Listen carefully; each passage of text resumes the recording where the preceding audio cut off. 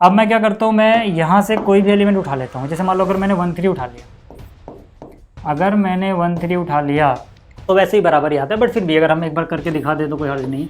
ये कट गया तो देखो यहाँ से क्या आ गया, x1 बराबर x2, है ना, यही होगा ना। मैं कहता हूँ ये केस अलग क्यों है सर, क्योंकि पिछले केसेस में आप इसको सोल्व करके पता लगाते थे कि x1 x2 बराबर आ रहा है कि नहीं आ रहा है। ये केस स्पेशल इसलिए है सर क्योंकि यहाँ पे हमें ऑलरेडी पता है ना। हेलो वेलकम, क्या हालचाल। तो देखो यार, आज आपका ये चैप्टर कंप्लीट हो जाएगा, मतलब इस चैप्टर की मिसलेनियस एक्सरसाइज और रहती है तो वो हम यहाँ पे देखने वाले हैं। तो यहाँ पर जो ये मिसलेनियस एक्सरसाइज है, इसके कुछ क्वेश्चन बच्चों को थोड़ा टेढ़े लगते हैं, बट मैं सिंपल तरीके से ये सारे क्वेश्चन आपको कराने वाला हूँ। और इस चैप्टर का बेसिक अगर आपको नहीं आता है तो आप इसका इंट्रोडक्शन लेक्चर जरूर देख लेना। साथ ही साथ एनसीईआरटी एक्सरसाइजेस में कहीं भी आपको कोई दिक्कत है तो उनका लेक्चर भी मैंने बनाया हुआ है, इस लेक्चर के डिस्क्रिप्शन में उन सभी का लिंक आपको मिल जाएगा। तो चलिए शुरुआत करते हैं। आगे बढ़ने से पहले मैं फिर से आपको बता दूं कि भैया टेलीग्राम पे आपको पीडीएफ मिल जाएगी इस लेक्चर की।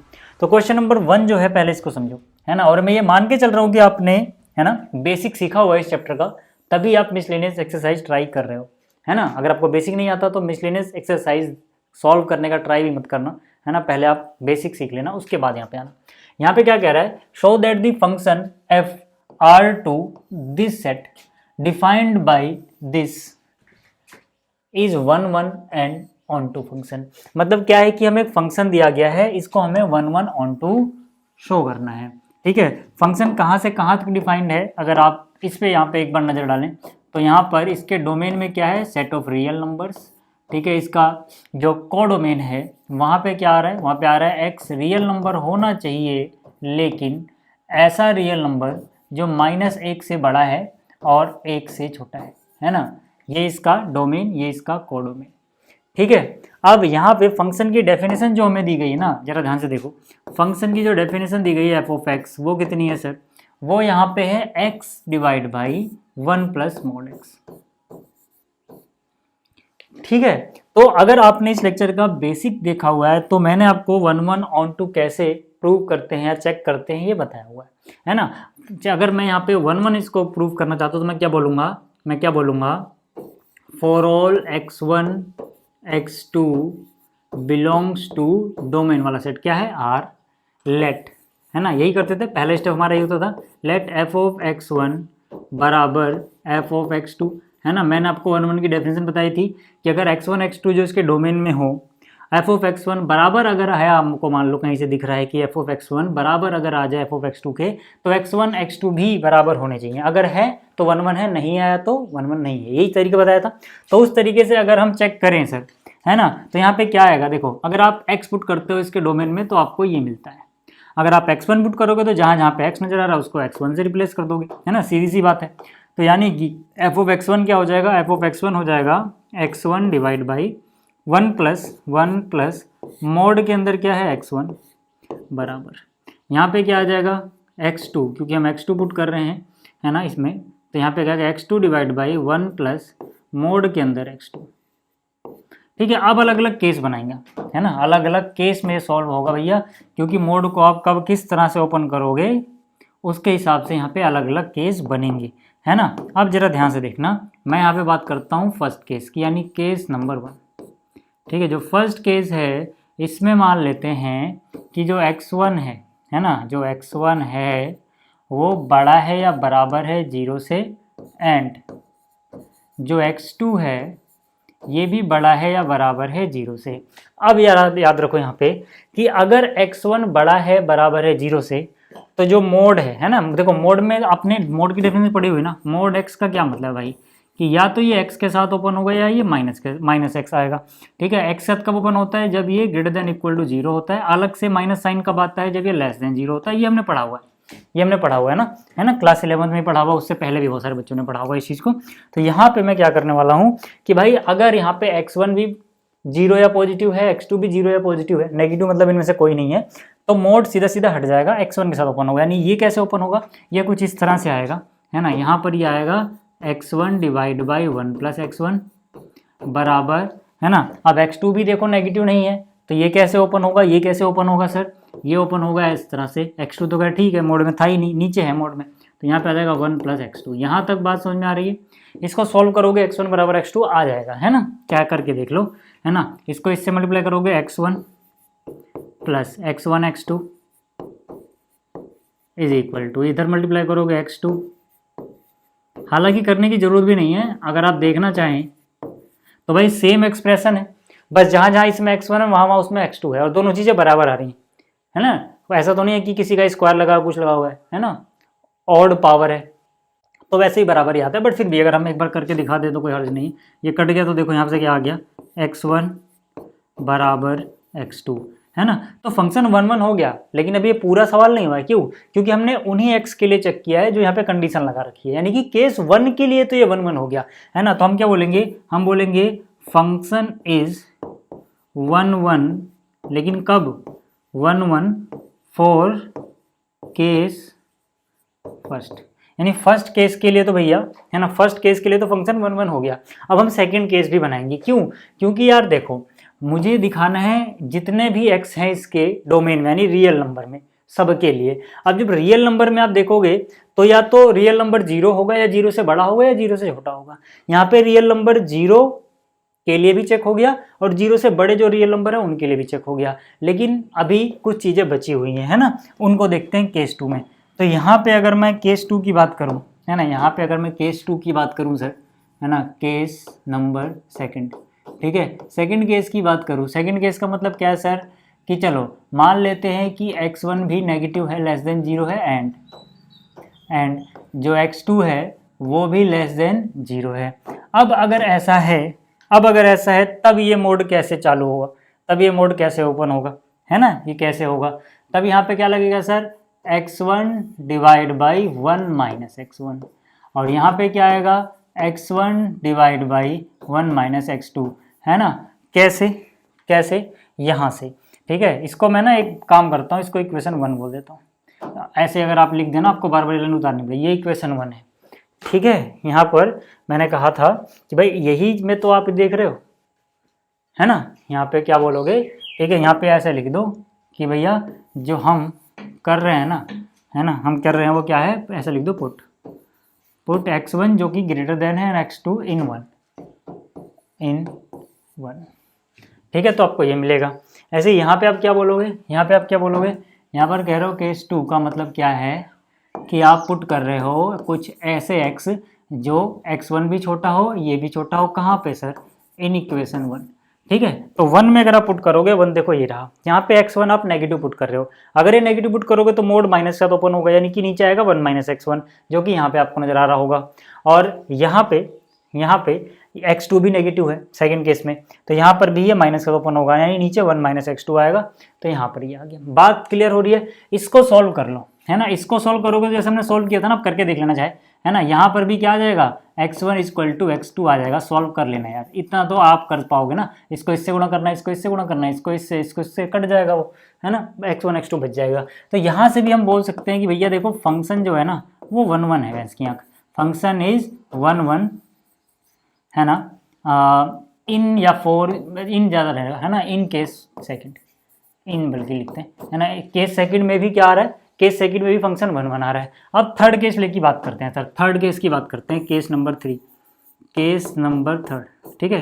केस नंबर थर्ड में क्या आप पुट करते हैं, हम ऐसा एक्स पुट करते हैं, है ना, ऐसा एक्स पुट करते हैं जो मान लो x1 छोटा है एंड x2 बड़ा है, ऐसा मान लेते हैं हमने, x2 इज ग्रेटर देन 0। ये केस बन गया कि भाई एक छोटा हो और एक बड़ा हो तब क्या होगा, एक छोटा हो एक बड़ा हो तब क्या होगा, है ना। यहाँ पर कहाँ पुट कर रहे हो, इन इक्वेशन 1, है ना। इक्वेशन 1 में आप पुट करोगे तो x1, ये स्पेशल केस है भाई, ये केस स्पेशल केस है, याद रखना। स्पेशल केस क्यों है उसके लिए मैं यहाँ जगह छोड़ दे रहा हूँ, क्योंकि हमें एक चीज़ यहाँ पहले से पता है, वो क्या है अभी मैं लिख दूंगा, बस यहाँ पे रुक जाओ, है ना। ये स्पेशल केस है, यहाँ पे नोट कर लेना आप, है ना, यहाँ पे नोट करके छोड़ दे रहा हूँ। ये स्पेशल केस है, क्यों अभी मैं बताऊँगा। बहुत सारे लोग लिख रहे हैं कि ये केस निगलेक्ट हो जाता है, एग्जिस्ट नहीं करता, है ना। वो क्यों बोल रहे हैं, उसको उस तरह से मत समझो कि ऐसा केस बनेगा ही नहीं, है ना। वो इसलिए बोल रहे हैं क्योंकि अगर ऐसा होगा तो y ही कभी y2 के बराबर नहीं आएगा। मतलब ये थोड़ा अलग तरीके से, मैं इसको बिल्कुल डिफरेंट तरीके से समझाता हूँ आपको। अभी मैं ये जगह छोड़ दूंगा ताकि जैसा पैटर्न पिछले पार्ट्स में फॉलो हो रहा था केस 2 में, केस 1 में, वैसे यहाँ फॉलो हो। अभी मैं यहाँ वाली चीज़ बताने लग जाऊँगा, आप कन्फ्यूज आओगे। मान लो अगर हम इसको पिछले पार्ट की तरह ही करें तो यहाँ पे हम क्या करते हैं, यहाँ पे हम इसके बाद ये बोलते हैं भाई कि देखो x1 लेस देन 0 है तो यहाँ से ये जो मोड है ना, ये माइनस के साथ खुलेगा, तो यानी यहाँ पे आ जाएगा x1 divide by 1 minus x1, है ना। और यहाँ पे जो दूसरा वाला है ना, x2 वो ग्रेटर देन 0 है, यानी कि x2 नीचे जो मोड खुलेगा वो प्लस के साथ ही खुलेगा। यही होगा ना भाई, यही होगा ना। मैं कहता हूँ ये केस अलग क्यों है सर, क्योंकि पिछले केसेस में आप इसको सोल्व करके पता लगाते थे कि x1 x2 बराबर आ रहा है कि नहीं आ रहा है। ये केस स्पेशल इसलिए है सर क्योंकि यहाँ पे हमें ऑलरेडी पता है ना, नोट कर लो आप, हमें ऑलरेडी पता है कि x1 और x2 बराबर हैं ही नहीं। इस केस में हमें ऑलरेडी क्यों पता है, इसलिए पता है साहब क्योंकि देखो x1 जो है वो लेस देन 0 है, मतलब नेगेटिव है, और यहाँ पे x2 जो है वो ग्रेटर देन 0 है, मतलब पॉजिटिव है। कभी भी नेगेटिव चीज़ पॉजिटिव के बराबर हो सकती है क्या? नहीं हो सकती। कोई भी नेगेटिव रियल नंबर क्या किसी पॉजिटिव रियल नंबर के बराबर हो सकता है भाई? नहीं हो सकता। यहाँ में क्लियरली दिख रहा है x1 is negative and x2 is positive, तो भैया नेगेटिव चीज़ पॉजिटिव चीज़ के बराबर नहीं हो सकती। अब हम क्या करें, अब हम ये करेंगे साहब कि देखो, एक तो तरीका वो था डिफाइन करने का कि अगर इमेजेस बराबर आ जाएं तो x भी यानी प्री इमेजेस भी बराबर आ जाए तब 1 1 होगा, लेकिन अगर प्री इमेजेस यानी x ही बराबर ना हो तो ये भी बराबर नहीं आए तब भी 1 1 होता है। मैं आपको यहाँ समझा देता हूँ। देखो अगर मान लो मैंने यहाँ पे x1 लिखा, यहाँ पे x2 लिखा, है ना, और यहाँ पे y1 लिखा, यहाँ y2 लिखा।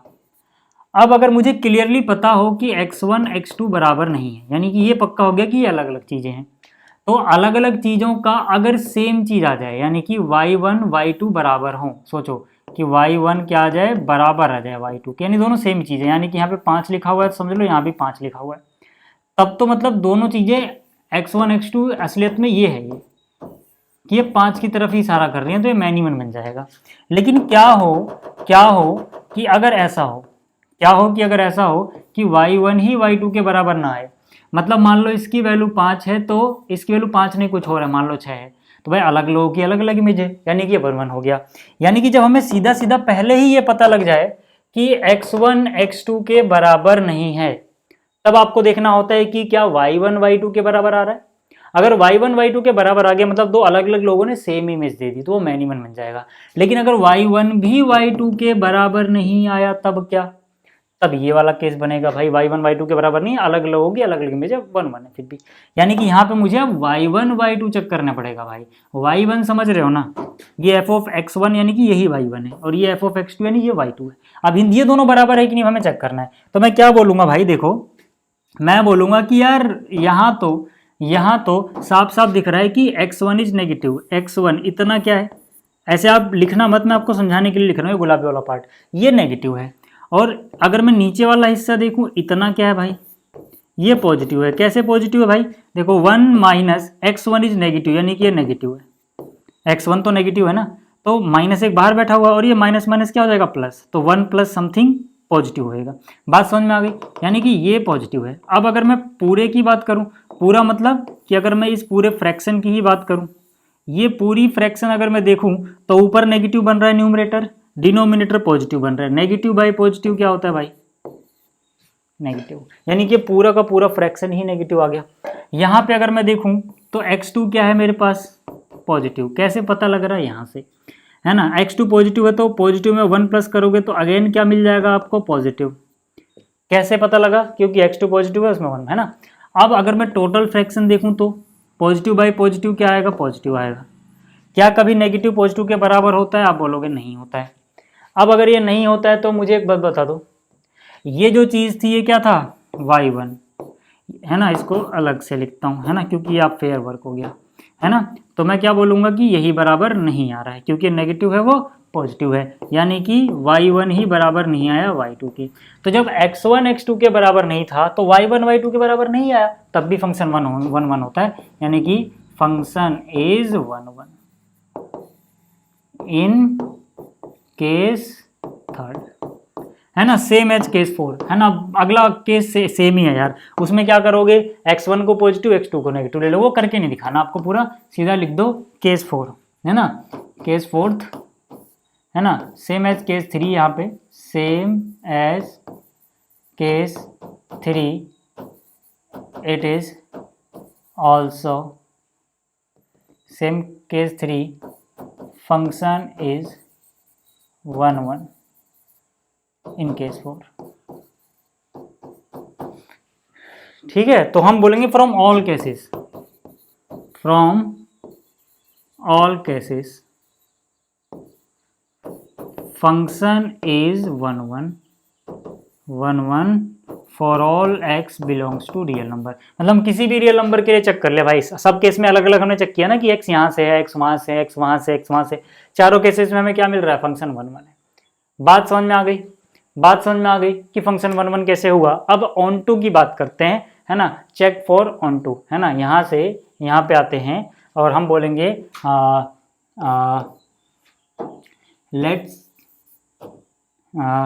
Late us check for onto. ठीक है, फंक्शन ऑन टू है कि नहीं, उसके लिए क्या है भाई, उसके लिए पहले हमें एफ ऑफ एक्स उतारना पड़ता है। एफ ऑफ क्या है भाई, ये है जो मैं लिख रहा हूँ, यही है ना। मैंने क्या बताया था आपको, ऑन टू चेक करने के लिए इसको किससे रिप्लेस कर दिया जाता है, वाई से। तो वाई बराबर क्या हो जाएगा भाई, वाई बराबर ये हो जाएगा क्या, 1 प्लस मोड एक्स।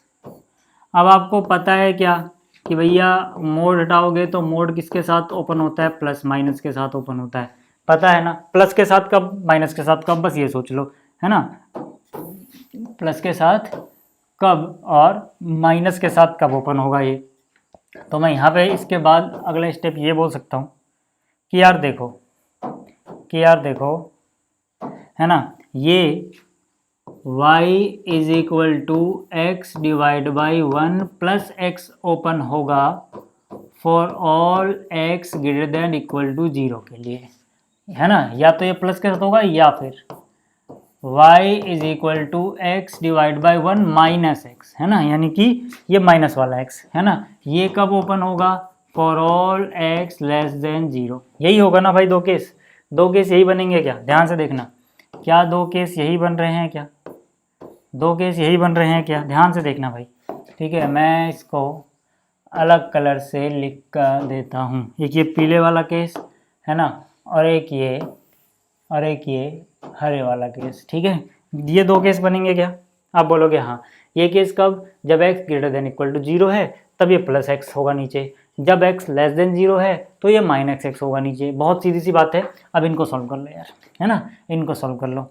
यहाँ से क्या y है ना, एक पीले कलर से ही करता हूँ, है ना। इसको कैसे सोल्व करते थे, जैसे x in terms of y in terms of x है, x in terms of y put करो। कैसे करोगे, y into 1 y, x into y, है ना, एक्स वाई बराबर क्या बचा यहाँ पे x, है ना। x को एक तरफ लाओ, एक्स वाई माइनस एक्स इधर आएगा, y को उधर ले जाओगे माइनस वाई, x कॉमन ले लोगे यहाँ से तो क्या बचेगा, y माइनस 1, यहाँ क्या है माइनस वाई, है ना। तो यहाँ से x की वैल्यू क्या हो जाएगी, minus y divide by y minus 1। ठीक है, अब मैं बोलूँगा कि यार y की वैल्यू निकालने के लिए, है ना, अब देखो, अब मैं y की वैल्यू से रेंज कैसे निकालूंगा, देखूंगा यहाँ पे x क्या है, x है greater than equal to 0, by x क्या है ग्रेटर देन इक्वल टू 0, और x की वैल्यू यही तो है। तो मैं क्या करता हूँ, यहाँ पर x की जगह इसकी वैल्यू पुट कर देता हूँ, है ना। इसका एक और मतलब ये हो जाएगा कि देखो, अब हम वेवी कर्व मेथड लगा के कर सकते हैं वेवी कर्व के लिए, लेकिन y का कोफिशिएंट नेगेटिव नहीं होना चाहिए, तो दोनों तरफ माइनस से गुणा कर दो, तो यहाँ हो जाएगा y divide by y minus 1। जब आप माइनस से गुणा करते हो तो ये उलट जाता है, यानी लेस देन इक्वल टू 0 हो जाएगा। अब वेवी कर्व मेथड आराम से आप लगा सकते हो यार, है ना। वेवी कर्व मेथड कैसे लगाते हो, इसको 0 से इक्वेट करो, यानी कि क्रिटिकल पॉइंट निकालो, तो y इक्वल टू 0, एक क्रिटिकल पॉइंट क्या आ गया 0, इसको 0 के इक्वेट करो तो y बराबर 1 आ जाएगा, है ना। तो एक 0 आ रहा है, एक 1 आ रहा है ना, लेफ्ट में इधर लिखते हैं 0, एक 0 आया और एक 1 आ गया, है ना। फिर यहाँ पे आप क्या लिखते हो, प्लस माइनस प्लस, जिनको वेवी कर्व मेथड नहीं आता वो अलग से सीख लेना एक बार, है ना। अब देखो हम क्या कौन सा रीजन लेंगे कि भाई जो ये चीज़ है अपनी वो 0 से छोटी है कि बड़ी है, छोटी है ना, छोटी मतलब नेगेटिव, यानी अपना आंसर क्या हो जाएगा, ये नेगेटिव वाला। नेगेटिव वाले में अगर यहाँ इक्वल है, अगर यहाँ इक्वल है तो ऊपर से जो क्रिटिकल पॉइंट आया है वो इंक्लूड होगा, y बराबर 0 ऊपर से आया था, यानी कि 0 तो इंक्लूड करना है, सॉलिड डॉट आएगा, है ना। डिनोमिनेटर से जो भी आ रहा है कभी भी इंक्लूड नहीं होता, चाहे यहाँ इक्वल टू हो या ना हो। तो y बराबर 1 कहाँ से आता है, नीचे वाले को 0 रख के। अब क्योंकि डिनोमिनेटर में है तो ये तो नहीं आएगा भाई, तो ये आ गया अपना, 0 इंक्लूडेड 1 नॉट इंक्लूडेड, यानी y बिलोंग्स टू, है ना, या फिर आप यूँ कह लो कि जो y है वो 0 के बराबर या बड़ा है और छोटा किससे है 1 से, 1 इंक्लूड नहीं हो रहा। तो ये रेंज आ गई इस केस के लिए, बात समझ में आ रही है, ये रेंज आई है इस केस के लिए। हाँ, इसमें वेवी कर्व मेथड आपको सीखना होगा, बहुत सारे बच्चों को ये चीज़ समझ में नहीं आई होगी, तो वो आप अलग से सीख लेना, बहुत जगह काम आएगा आपके यार, नहीं तो वैसे आप परेशान हो जाओगे सोचते सोचते। ठीक है, वेवी कर्व मेथड सीख लेना आप एक बार, ठीक है, तब आपको ये चीज़ अच्छे से और क्लियर होगी। यहाँ पे अगर मैं सॉल्व करने जाऊँ, यहाँ पे है ना, सॉल्व करने जाऊँ, हो सकता है कि मैं, है ना, आप कमेंट करना, मैं अलग से वेवी कर्व मेथड पे बना दूंगा, बट यहाँ अगर मैं वेवी कर्व मेथड समझाने लग गया ना कि भाई इससे ये कैसे आ रहा है, फिर ये कैसे आ रहा है, फिर बहुत टाइम लग जाएगा। आप कोई भी लेक्चर कहीं किसी का भी सर्च करके देख लो, है ना, 5 मिनट में आपको आ जाएगा ये बेसिक वाला वेवी कर्व। ठीक है, यहाँ पे अगर हम देखें तो वैसे ही सॉल्व करेंगे भाई, है ना, यहाँ पे हम वैसे ही सॉल्व करेंगे, तो यहाँ क्या हो जाएगा y into 1 y into minus x minus y x बराबर है x, है ना, यहाँ y रहने दो, ये उधर चला जाएगा x plus y x, x common ले लो तो 1 प्लस वाई बराबर है y, यानी x की वैल्यू आ गई y divide by 1 plus y, है ना। यहाँ पर भी क्या है भाई, x क्या है, लेस देन 0 है ना, x मतलब यही चीज़ लेस देन 0, देखो x क्या है, लेस देन 0, अब x की वैल्यू यही तो है, तो यानी x की वैल्यू पुट करो तो y divide by 1 plus y, less than क्या है 0। अगर मैं यहाँ पे बेबी कर्व मेथड लगा दूँ, ये आप रफ में कर लेना, है ना, अगर आप ये सोच रहे हो सीबीएसई में अलाउड होगा कि नहीं, यार ये वाला फिगर आप बनाना ही मत, ये रफ में बना देना बस, सीधा इससे ही आंसर लिख देना, है ना, तो वो भी आपकी प्रॉब्लम सॉल्व। तो देखो इसको अगर 0 से इक्वेट करोगे न्यूमरेटर डिनोमिनेटर को अलग अलग, तो y इक्वल टू 0 आएगा और इसको करोगे y इक्वल टू -1 आएगा, -1 छोटा है तो लेफ्ट में, 0 इधर राइट में, है ना। यहाँ पे पॉजिटिव नेगेटिव पॉजिटिव लिखते हैं हम, हमें कौन सा आंसर लेना है, देखो लेस देन यानी नेगेटिव वाला, यानी नेगेटिव वाला रीजन जो होगा ये अपना आंसर होगा। अब इसमें देखो y अगर यहाँ पे अनइक्वल है तो सोचना ही नहीं है, अगर यहाँ पे इक्वल होता ना, इक्वल होता तो हम इंक्लूड करते उस चीज़ को जो न्यूमरेटर से आया है, जैसे y बराबर 0 था ना, तो 0 को इंक्लूड कर लिया, नीचे वाले को तो कभी इंक्लूड नहीं करना होता, वो हम तब देखते हैं खैर किसको इंक्लूड करें किसको ना करें, जब है इक्वल हो। लेकिन यहाँ पे अगर इक्वल भी नहीं है तो किसी को इंक्लूड नहीं करते, कहीं से भी आया हो, यानी कि दोनों ही होलो ये लगा दो, है ना, और इसके बीच का ले लो, यहाँ पे क्या हो जाएगा -1 टू 0, यानी कि y क्या हो गया -1 से बड़ा और 0 से छोटा। अब हमें क्या करना है, और वाला केस है ना, ये वाला होगा या वो वाला होगा, यानी इन दोनों का यूनियन लोगे, इन दोनों का यूनियन, और है ना, और तो पूरा आ जाएगा, है ना। यूनियन कैसे लोगे, टोटल रेंज क्या होगी, हम बोलेंगे finally from case 1 and 2, from case 1 and 2, है ना, केस 1 एंड 2 मतलब ये वाला। यहाँ से क्या है, ध्यान से देखो, अगर मैं इसको ऐसे समझाना चाहूँ तो आप आराम से समझ पाओगे कि ये जो y है 0 से बड़ा या बराबर है, 0 कहाँ पे आ रहा है भाई, पहले इन तीनों पॉइंट को लिख लो, अब जो आ रहा है 0 आ रहा है, 1 आ रहा है और -1, यही 3 तरह के नंबर दिख रहे हैं, -1 0 और 1। यहाँ पे आप देखोगे तो ये 0 से लेके 1 तक जा रहा है, 0 इंक्लूड है और 1 इंक्लूड नहीं है, 0 से 1 तक जा रहा है। और यहाँ देखोगे -1 से 0 तक जा रहा है, -1 कहाँ पे है भाई, यहाँ पे -1 इंक्लूडेड नहीं है, और कहाँ तक जा रहा है, 0 तक जा रहा है। यूनियन का मतलब क्या होता है, चाहे वो दोनों में इंक्लूडेड है या किसी एक में है, वो सब ले लो, यानी कि 0 से लेके 1 तक का सोल्यूशन आ गया, यानी कि जो y है वो 0 से -1 से, 0 से नहीं, -1 से बड़ा है और 1 से छोटा है, ये हो गया रेंज, ये क्या हो गई, रेंज हो गई। आप ऐसे भी सोच लो ना यार, यहाँ पे y कहाँ से कहाँ तक है, 0 से बड़ा या उससे 1 से छोटा, यानी कि ये वाला 0 से बड़ा, ऐसे सोच लो अगर आपको समझ में नहीं आ रहा तो, है ना, 0 इंक्लूड हो गया फिर 1 इंक्लूड नहीं हुआ, अब नीचे सोच लो ऐसे, ठीक है। यहाँ पे क्या -1 से 0 तक पूरा, -1 इंक्लूड नहीं हुआ, 0 तक पूरा, तो दोनों मिला के अगर यूनियन लोगे तो -1 से 1 तक ही तो जा रहा है, ऐसे भी सोच सकते हो यार, है ना। खैर ये प्रैक्टिस के ऊपर है आपके। तो रेंज क्या हो गई भाई, है ना, रेंज क्या हो गई, ये क्या हो गई रेंज, रेंज ये हो गई। और कोडोमेन भी इतना ही है, ये बार देख लो ना, कोडोमेन अगर आप चेक करोगे इस फंक्शन का, तो कोडोमेन भी कहाँ था, कोडोमेन भी यही था, है ना। तो मैं बोल सकता हूँ रेंज जो है वो कोडोमेन के बराबर आ गया भाई, है ना। इसको अलग लाइन में लिखते हैं, ठीक है, इसको अलग, रेंज ये हो गया, है ना। तो मैं यहाँ पे क्या बोलूँगा, मैं बोलूँगा रेंज बराबर आ गया कोडोमेन, इसका मतलब क्या है, function is onto, function onto भाई, ठीक है, ये हो गया। अब आगे बात करते हैं, ठीक है, स्क्रीनशॉट लेना है तो एक बार आप ले लो। आप देखो जो क्वेश्चन नंबर 2 है तो खैर बहुत ईजी है यार। इसमें एक फंक्शन दिया गया है ना, इसमें एक फंक्शन दिया गया है r टू r जा रहा है, जो कि कहाँ से कहाँ तक जा रहा है, r to r, set of real number to set of real numbers, given by f(x) equal to x cube, है ना, f(x) इक्वल टू क्या है, एक्स क्यूब है। हमें दिखाना है फंक्शन इज इंजेक्टिव मतलब 1 1, है ना। तो 1 1 के लिए क्या करेंगे यार, सीधी सी बात है, for all x1 x2 belongs to r, है ना, जो इसका डोमेन वाला सेट है, ठीक है। मान लेते हैं f ऑफ x1 जो है वो बराबर है f ऑफ x2 के। अगर इमेजेस बराबर है तो देखते हैं प्री इमेजेस बराबर आ रही है कि नहीं आ रही, ठीक है। x1 पुट करोगे तो x पुट करते हो एक्स क्यूब आता है, x1 पुट करोगे x1 क्यूब आएगा यार, ऐसे x2 पुट करोगे x2 क्यूब आएगा मेरे भाई, ठीक है। अब आपको पता है पावर ओड है तो सीधा क्यूब रूट ले लोगे, है ना, तो x1 is equal to x2। अगर पावर इवन होती तो प्लस माइनस के साथ आता, याद रहे, ठीक है, बट यहाँ पे ऐसे ही आ जाएगा। तो भाई इन्होंने इम्प्लाई कर दिया ना कि ये बराबर है, तो हम सीधा सीधा क्या बोल सकते हैं, फंक्शन इज 1 1, फंक्शन इज 1 1, या फिर आप कह सकते हो इंजेक्टिव, ठीक है। ये तो नकली क्वेश्चन था, हो गया, है ना, मिसलेनियस लाइक क्वेश्चन नहीं था। आगे चलते हैं, यहाँ पे क्या कह रहा है, यहाँ पे कह रहा है given a non empty set x, consider px which is the set of all subset. Set of all subset मतलब पावर सेट है x का, ठीक है। Determine the relation r in px, है ना। तो पहली बात तो जो रिलेशन है वो x टू x नहीं है, बल्कि power set of x to power set of x है। पहली बात तो ये क्लियर होना चाहिए, है ना। और यहाँ पर क्या है, यहाँ पर जो x है ये क्या चीज़ है भाई, x है नॉन एम्प्टी सेट है, कोई भी, है ना, a non empty set, a non empty set मतलब कोई भी सेट है बट एम्प्टी नहीं है, ए नॉन एम्प्टी सेट है कोई x, उसी का पावर सेट है px, ठीक है, जिसमें अपनी रिलेशन r डिफाइंड है। हमसे बोला गया है for subset a b in px a is related to b if and only if a is subset of b, है ना। तो मतलब देखो रिलेशन कैसे डिफाइंड है कि a जो होगा रिलेटेड होगा b से, है ना। इफ एंड ओनली इफ का मतलब होता है आई डबल एफ इफ लिख दो या फिर ऐसे निशान लगा दो, if and only if A is subset of B. ये कंडीशन है कि ए रिलेटेड होगा ना, जो वहाँ पे इतना लंबा चौड़ा लिखा है मैंने उसको शॉर्टकट में लिख दिया बस, है ना। क्या लिखा हुआ है वहाँ पे कि एक्स कोई एक नॉन एम्प्टी सेट है, रिलेशन जो है वो power set of x to power set of x defined है।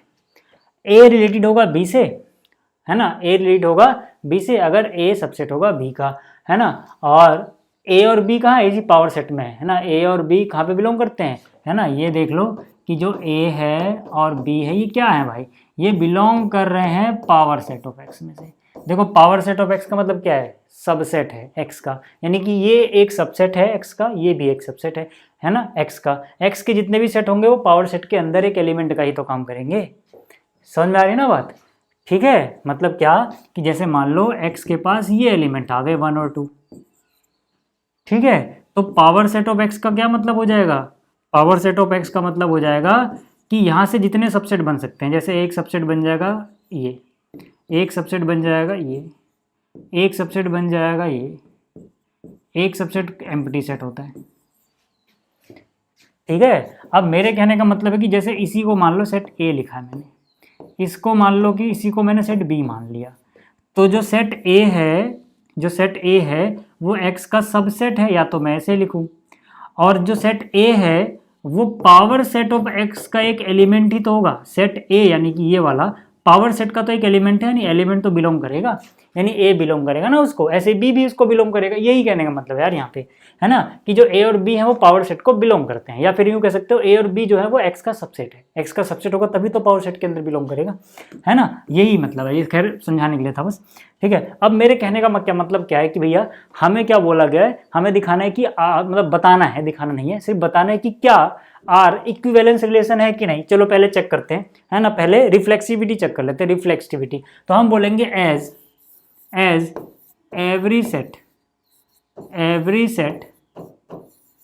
इज सबसेट ऑफ इटसेल्फ, क्योंकि भाई यहाँ पर देखो ना हमें करना क्या है, रिफ्लेक्सिविटी के लिए बी को ए से रिप्लेस करते हैं, तो क्या ए से रिलेटेड होगा, खुद से रिलेटेड होने से रिफ्लेक्सिविटी बनती है, तो बिल्कुल होगा, क्योंकि कोई भी सेट लोगे खुद का वो सबसेट होता ही है, तो ए तो हमेशा ए से रिलेटेड हो ही जाएगा ना, तो रिफ्लेक्सिव तो है। हम बोलेंगे as every set is subset of itself, खुद का ही, है ना, खुद का ही सबसेट होता है, इसका मतलब ए रिलेटेड होगा ए से for all A belongs to this set, है ना। जैसे जितने भी हम ऐसे लिखते थे ना, A comma A belongs to R, for all A belongs to this, जो यहाँ पे आता था, मान लो ए आता तो ए, बी आता तो बी, जो भी डोमेन है ना, डोमेन वाला सेट। बट यहाँ डोमेन वाला सेट ही पावर सेट है और एलिमेंट की तरह काम कर रहा है सेट। क्यों? क्योंकि पावर सेट का हर एक एलिमेंट एक सेट होता है, तो भले ही एक सेट है बट पावर सेट के लिए एलिमेंट की तरह काम कर रहा है, इसलिए बिलोंग टू है। ठीक है, अब मुझे पता लग गया कि यार ये तो है, तो हम बोलेंगे रिलेशन इज रिफ्लेक्सिव, है ना, relation is reflexive. Relation reflexive तो है भैंस की आंख, इतना तो क्लियर है भाई, है ना। अब हम सिमेट्रिसिटी की बात करते हैं, है ना। हम बोलेंगे फर्दर रिफ्लेक्सिविटी के लिए चेक कर रहे हैं, let A is related to B है। इसका क्या मतलब है? इसका मतलब है कि जो ए, देखो रिलेट कब करेगा, ए रिलेट टू बी कब होगा? जब ए सबसेट हो बी का। इसका मतलब है A is subset of B, but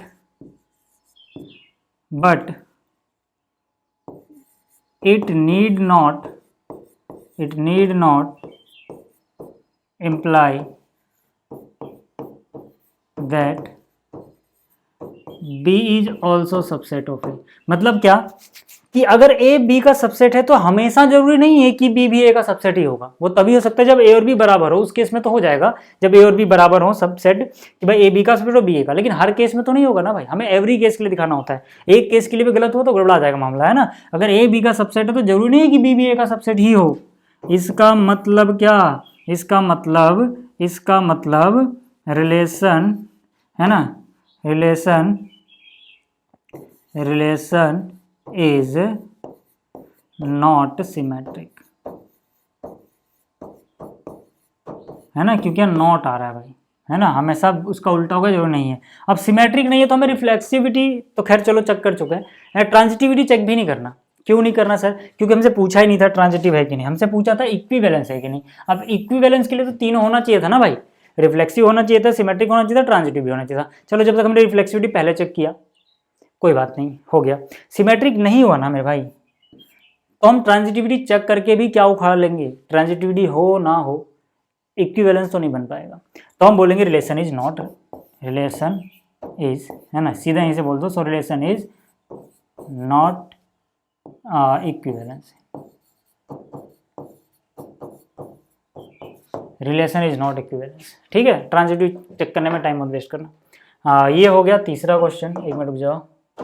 ठीक है, ये हो गया तीसरा क्वेश्चन।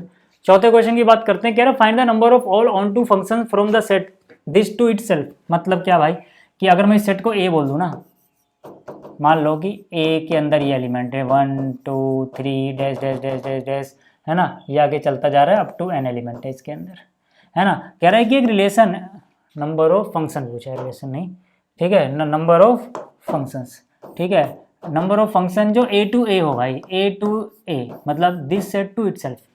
ठीक है, अब यहाँ पे हम क्या बोलेंगे, number of onto function, number of onto functions कितने होंगे। इसके लिए भाई देखो आपको ना एक बात समझ में आनी चाहिए, क्लियर, है ना, एकदम क्लियर तरीके से समझ में आनी चाहिए भैया। वो क्या है, ध्यान से देखो, है ना। मैं कह रहा हूँ कि अगर मान लो ये कोई भी सेट है ए, ये कोई भी सेट है ए, अगर कोई फंक्शन यहाँ से यहीं तक डिफाइन है, ठीक है, तो भैया जितने एलिमेंट इसके पास होंगे उतने ही एलिमेंट इसके पास भी होंगे, क्योंकि दोनों सेट ही सेम है ना। ठीक है, तो कहने का मतलब अगर इसके पास n एलिमेंट है मान लो, है ना, तो इसके पास भी तो n ही होंगे ना मेरे भाई, है ना। अलग तब हो सकता था जब ये कुछ और सेट होता, वो कुछ और सेट होता, लेकिन अगर ये दोनों सेट सेम है तो फिर तो यार number of images equal to number of pre images होनी चाहिए, है ना। तो यहाँ से मैं क्या बोल सकता हूँ, यहाँ से मैं बोल सकता हूँ अगर ऐसा है तो मैं बोल सकता हूँ number of pre images,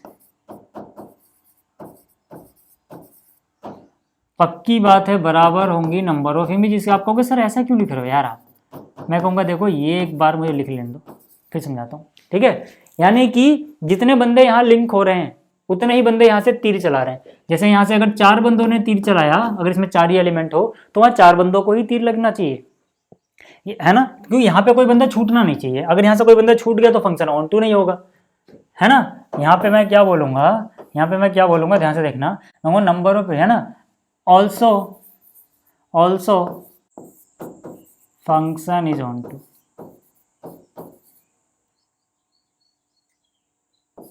here function must be 1 1 also।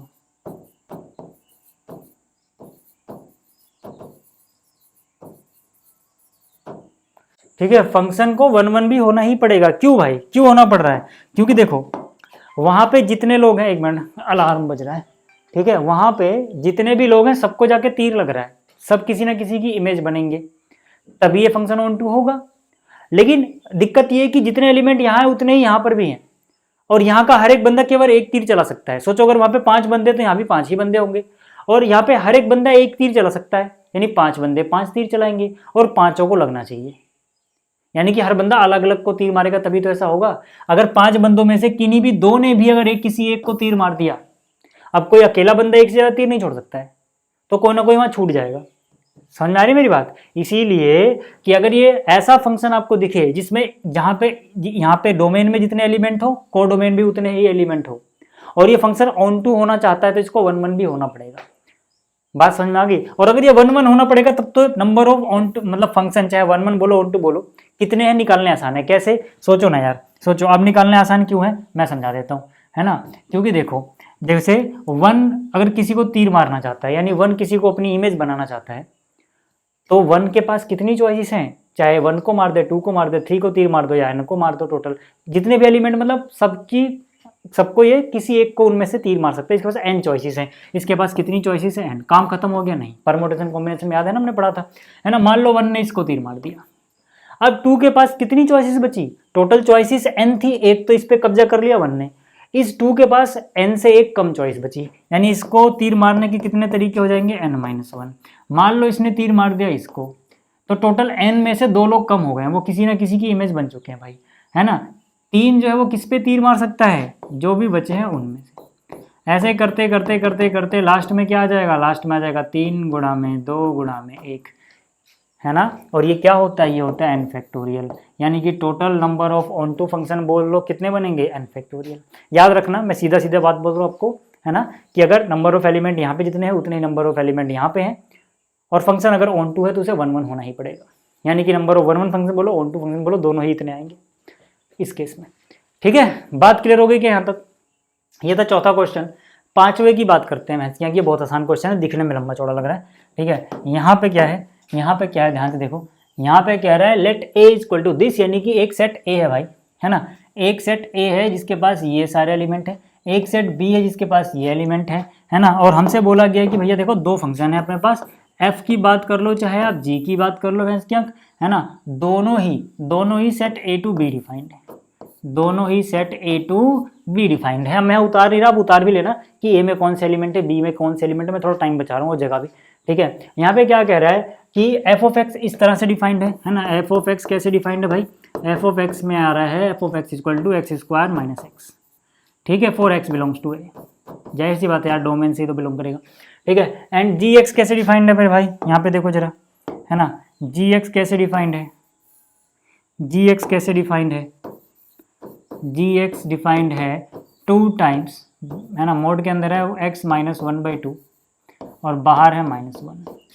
यहाँ पर भी x किसको बिलोंग करेगा? जाहिर सी बात है डोमेन वाले सेट से, यानी सेट ए से। अब मुझे क्या करना है, मुझे बताना है कि क्या ये दोनों इक्वल हैं, मतलब f of x g of x, दोनों फंक्शन इक्वल हैं क्या? देखो यार, पहले तो आपको पता होना चाहिए कि 2 फंक्शन इक्वल कब होते हैं। पहली बात तो दोनों का डोमेन सेम हो, दोनों का को डोमेन सेम हो, और हर एक एलिमेंट की जो इमेज यहाँ पे आएगी उस एलिमेंट की इमेज वहां भी वही आनी चाहिए। कहने का मतलब क्या है कि जैसे मैंने एफ ऑफ, पहले एफ का डोमेन देखा ए मिला, जी का डोमेन देखा ए मिला, ठीक है। अब मैं क्या बोलूंगा कि एफ का डोमेन में ये है ना भाई, एफ में एक्स कहाँ से आ रहा है? ए से। अब मैं ए का कोई एलिमेंट लेता हूँ, जैसे यहाँ पे आया -1, तो मैं अगर एफ ऑफ -1 यहाँ निकालूंगा, जो भी आएगा वही g ऑफ -1 आना चाहिए, पहली बात है। ये बराबर आ गया तो मैं 0 के लिए चेक करूंगा, 1 के लिए चेक करूंगा, 2 के लिए चेक करूंगा, ऐसे मैं चेक करता जाऊंगा। f ऑफ -1 निकाला तो ये हो जाएगा -1 का स्क्वायर माइनस x की जगह -1 रखा तो ये 1 हो जाएगा +1 यानी कि 2। तो f ऑफ -1 2 आ गया, तो g ऑफ -1 भी 2 ही आना चाहिए। चलो चेक करके देखते हैं। ये -1 है, -1/2 आ गया और ये -1 आ गया, तो ये कितना हो जाएगा -3/2, मोड के बाहर आएगा तो 3/2 का डबल हो जाएगा 3 में से 1 गया 2, यानी कि चलो ये तो हम लोग तो बराबर आ गए, यानी f ऑफ -1 बराबर आ रहा है g ऑफ -1 के। तो यहाँ पे इतनी बात तो क्लियर हो गई, इतनी बात क्लियर हो गई, ठीक है, सही है।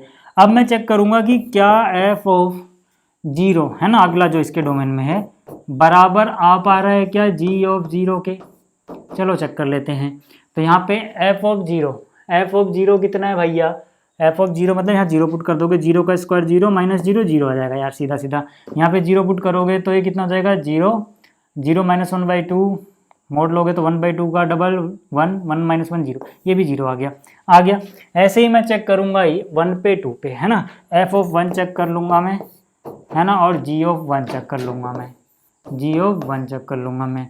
चलो देख लेते हैं कितना आएगा, ठीक है। f ऑफ 1 चेक करूँगा, 1 का स्क्वायर 1 -1 0 आ गया। g ऑफ 1 चेक करूँगा तो यहाँ से 1 में से आधा गया आधा, आधे का डबल 1 में से 1 गया 0, ठीक है। इसी तरह से यहाँ पे मैं f ऑफ क्या बच गया 2 बच गया, ठीक है। f ऑफ 2 चेक करूँगा, 2 का स्क्वायर 4 में से 2 गया 2 आ जाएगा। एंड g ऑफ 2 चेक करूँ अगर मैं तो मुझे क्या मिल जाएगा, 2 में से आधा गया 1.5 बचा, 1.5 का डबल हो गया 3, 3 में से 1 गया 2, ठीक है, ये 2 आ गया। तो मैं यहाँ से चेक कर सकता हूँ f0 g0 के बराबर है, f-1 g-1 के बराबर है, तो मैं कह सकता हूँ f ऑफ a बराबर g ऑफ a है, तो ना मतलब f के अंदर मैं जो भी पुट कर रहा हूँ अगर मैं वही g के अंदर पुट कर रहा हूँ तो दोनों बराबर आ रहा है। For all a belongs to, इसका जो डोमेन है, डोमेन क्या है a, यानी a के जितने भी एलिमेंट है सबके लिए f ऑफ a बराबर g ऑफ a आ रहा है ना। अगर ये आ रहा है और इनका डोमेन देखो दोनों a टू बी डिफाइंड है ना, तो हम कह सकते हैं फंक्शन आर इक्वल। इसका मतलब फंक्शंस आर इक्वल, क्योंकि दोनों का डोमेन कोडोमेन बराबर है, वो हमने पहले चेक कर लिया था, ठीक है। बात समझ में आ गई क्या, बात समझ में आ गई है।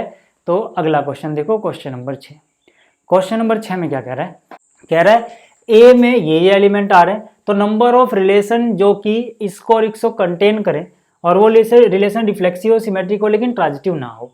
चलो देखते हैं पहले, है ना। मैं बोल सकता हूँ कि स्मॉलेस्ट सच रिलेशन क्या होगी, अगर मैं ऐसी सबसे छोटी भी रिलेशन लिखना चाहूँ, सच रिलेशन मतलब जैसा क्वेश्चन में बोला है वैसा, ठीक है, क्या होगा भाई स्मॉलेस्ट, ऐसी जो भी कंडीशन इसमें है, हालांकि ये करके नहीं दिखाना MCQ है तो मैं लिखने की जरूरत भी नहीं है, बट मैं लिख दिया समझाने के लिए। तो क्या क्या आएगा भाई, है ना, पहली बात तो रिफ्लेक्सिव होनी चाहिए, तो अगर इसके डोमेन में 1 आ रहा है तो 1 1 होना चाहिए, 2 आ रहा है तो 2 2 होना चाहिए, 3 आ रहा है तो 3 3 होना चाहिए।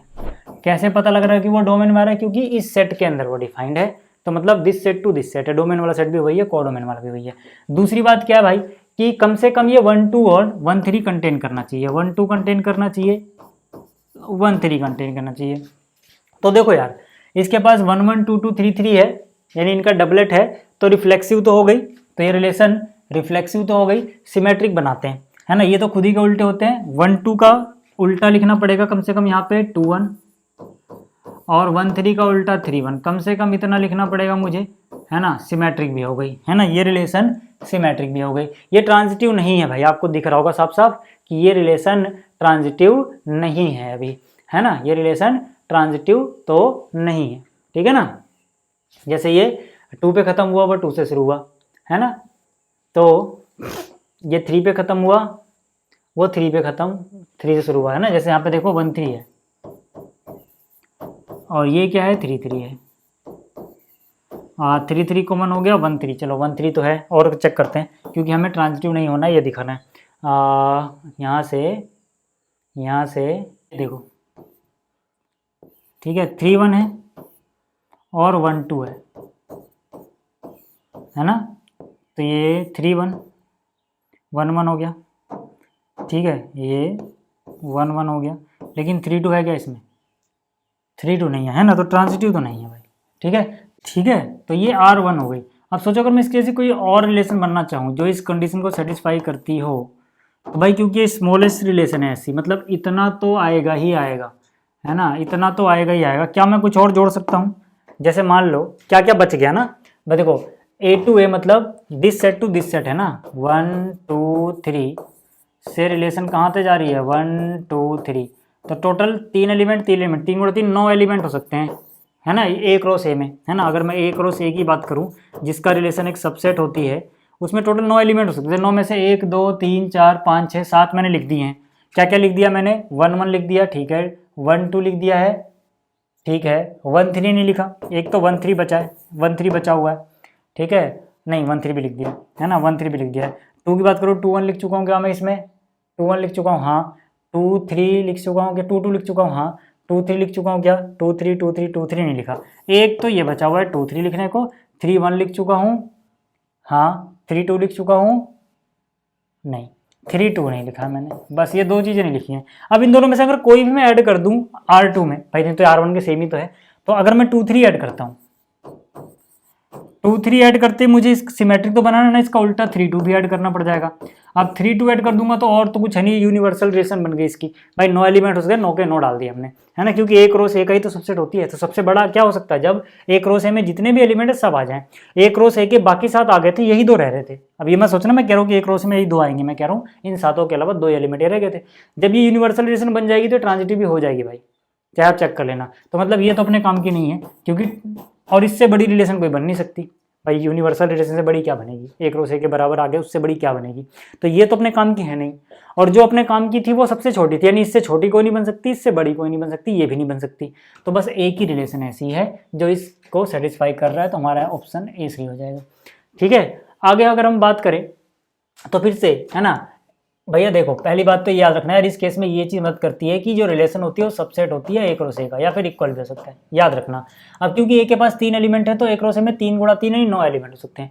हमें इक्विवेलेंस रिलेशन बतानी है इस सेट में जो कंटेन करे 1 2। तो चलो सबसे छोटी रिलेशन क्या हो सकती है, सबसे छोटी रिलेशन क्या हो सकती है, इक्विवेलेंस। इक्वल मतलब रिफ्लेक्सिव हो, 1 है तो 1 1 हो, 2 है तो 2 2 हो, 3 है तो 3 3 हो, है ना। अच्छा दूसरी बात, जिसको कंटेन करना पहले वो लिख लो, 1 2 को कंटेन कर रहा है, 1 2 को कंटेन करेगा तो सिमेट्रिक भी होना चाहिए। सिमेट्रिक कहने का मतलब है 1 2 का उल्टा तो पक्की बात है होना चाहिए 2 1, है ना।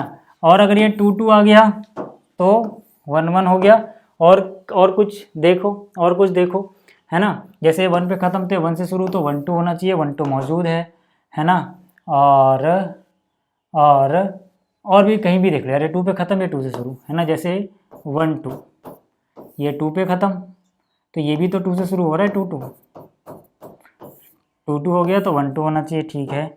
और सारी चीज़ें चेक कर लो, है ना, वो 1 पे ख़त्म, ये 1 से शुरू, है ना, तब भी वही आ जाएगा। जैसे अगर मैं इसको पहले लिखूँ 2 1 और इसको बाद में लिखूँ 1 2, तो ये बी का काम कर रहा है, ये हो जाएगा ए सी, यानी कि 2 2, वो तो है, सब कुछ है। मतलब देखो सबसे छोटी तो ये मिल रही है आपको रिलेशन, सबसे छोटी ये रिलेशन मिल रही है ना। ए क्रॉस ए के लेफ्ट एलिमेंट क्या है, लेफ्ट एलिमेंट एक बार लिख लो, left elements of A cross A, क्योंकि रिलेशन वहीं से तो आ रही है आर, लेफ्ट मतलब सारे नहीं लिखने जो बच गए, है ना। जैसे देखो ए क्रॉस ए में क्या क्या आएगा भाई, यहाँ पे है 1 2 3, है ना, यहाँ पे क्या है 1 2 3, जो रिलेशन है वो यहाँ से मान लो यहाँ से डिफाइंड है 1 2 3 में, ठीक है। तो 1 1 लिख चुके हैं, 1 2 लिख चुके हैं, 1 3 नहीं लिखा, तो लेफ्ट एलिमेंट्स क्या क्या है भाई, 1 3 है, एक तो ये बच गया है, और 2 1 लिख चुके हैं क्या, हाँ 2 2 लिख चुके हैं क्या, हाँ 2 3 लिख चुके हैं, नहीं, एक तो ये बच गया, और 3 1 लिख चुके हैं क्या, नहीं 3 1 बचा हुआ है, 3 2 लिख चुके हैं क्या, नहीं 3 2 बचा हुआ है, 3 3 लिख चुके हैं। ये लेफ्ट एलिमेंट है एक रोसे के, यानी कि अगर मुझे कोई और रिलेशन बनानी है तो इन्हीं में से एलिमेंट उसमें जोड़ दो, सबसे छोटी वो है ना। तो देखो जो भी हम रिलेशन बनाएंगे उसमें कम से कम इतना तो आएगा, कम से कम इतना आएगा अगर मैं R2 बनाना चाहूँगा तो। अब मैं क्या करता हूँ, मैं यहाँ से कोई भी एलिमेंट उठा लेता हूँ, जैसे मान लो अगर मैंने 1 3 उठा लिया, अगर मैंने 1 3 उठा लिया, है ना, तो मुझे इसका उल्टा भी उठाना पड़ेगा क्योंकि सिमेट्रिसिटी भी दिखानी है भाई, तो यानी कि 3 1 को भी उठाना पड़ेगा, तो मुझे 3 1 को भी उठाना पड़ गया, है ना। अब अगर मैंने 3 1 उठा लिया तो ट्रांजिटिविटी भी मुझे मेंटेन करनी है भाई, मुझे ट्रांजिटिविटी भी मेंटेन करनी है, मुझे ट्रांजिटिविटी भी मेंटेन करनी है, तो है ना, तो मैं क्या बोल सकता हूँ, जैसे ये 1 पे ख़त्म हुआ ना, 3 1, और ये 1 से शुरू हो गया ना, 1 2, तो ये बी का काम कर रहा है, तो सी क्या हो जाएगा 3 2। 3 2 है क्या इसमें? नहीं है भाई, है ना, तो मुझे 3 2 भी लिखना पड़ जाएगा यार, नहीं तो ट्रांजिटिविटी ही मेंटेन नहीं हो रही थी। और जैसे ही मैंने 3 2 को उठाया, उसका उल्टा यानी सिमेट्रिसिटी भी मेंटेन करनी, यानी 2 3 भी लिखना पड़ जाएगा। अब जैसे ही मैं इतना कर रहा हूँ, ये यूनिवर्सल रिलेशन बन जा रही है, सब कुछ कंडीशन सेटिस्फाई तो हो गई, लेकिन फिर ये यूनिवर्सल रिलेशन बन गई, इससे बड़ी कोई रिलेशन नहीं हो सकती। मतलब ये रिलेशन भी उस कंडीशन को सेटिस्फाई कर रही है, ये रिलेशन भी उस कंडीशन को सेटिस्फाई कर रही है। देख लो, इसमें भी 1 2 इंक्लूड है, उसके बावजूद ये क्या है, एक कौन सी रिलेशन थी, इक्विवेलेंस। और इसमें भी देखो 1 2 इंक्लूड है, उसके बावजूद भी क्या है, इक्विवेलेंस रिलेशन है। और इससे बड़ी कोई रिलेशन बन नहीं सकती, क्योंकि इसमें एक रो से के सभी एलिमेंट आ गए, है ना। जो एलिमेंट एक रोज के यहाँ आ गए थे कुछ, उसके अलावा जो एलिमेंट लेफ्ट हो गए थे, लेफ्ट नहीं है, लेफ्ट है भाई, है ना, ये लेफ्ट है यार, लेफ्ट मतलब छूट गए, ठीक है। और इससे बड़ी रिलेशन कोई बन नहीं सकती, उससे छोटी को नहीं बन सकती, मतलब इस अब कोई और रिलेशन पॉसिबल नहीं है। तो एक ये रिलेशन, दूसरी ये relation, total number of such relation are 2, ठीक है। ऐसी 2 रिलेशंस बन सकती हैं भाई। तो उम्मीद कर रहा हूँ आपको ये लेक्चर समझ में आ गया। पीडीएफ आपको टेलीग्राम पे मिल जाएगी, है ना। इस लेक्चर को देखने के लिए धन्यवाद, ठीक है। कमेंट मुझे जरूर बताना कि आपको ये लेक्चर कैसा लगा। जल्दी मिलेंगे नेक्स्ट लेक्चर में। Thank you.